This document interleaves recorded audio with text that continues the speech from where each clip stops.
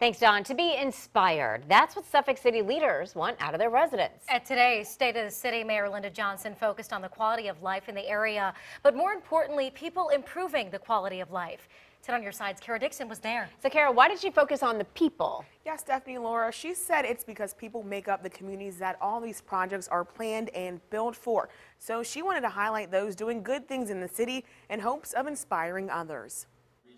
And that's what Mayor Linda Johnson wanted to remind others about in her 12th State of the City. Every piece we do is about people, and I think that's what I really wanted to get across today. Johnson announced plans like the $1 million Seaboard Trail project, the building of a Bluebell ice cream factory, and the downtown initiative to build public squares and a creative arts district. She says that's the key to getting more people to Suffolk. For the downtown, the goal is to get people not only to come to Suffolk to visit, but we want them to come and live and play and do everything in downtown Suffolk. So yes, we want to change in the way that it brings young people back to the city. Johnson also celebrated those in the community she believes are making a difference. That ranged from high schoolers to doctors.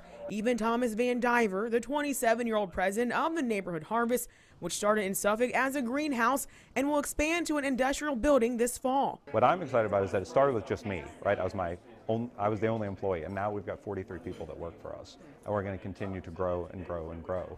And Suffolk's the perfect place to do it for us. Johnson says she's highlighting and recognizing creativity, entrepreneurship, and innovation because it makes the quality of life better, and that's what her city needs to see more of. When you see other people changing and growing and doing good things, I think it makes other people want to be around you. Positive energy creates positive, and that's what we want to do.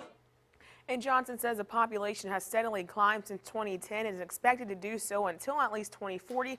Home sales are also up, and Suffolk will be opening up 2 new schools in the fall. I'm Kara Dixon, 10 on your side.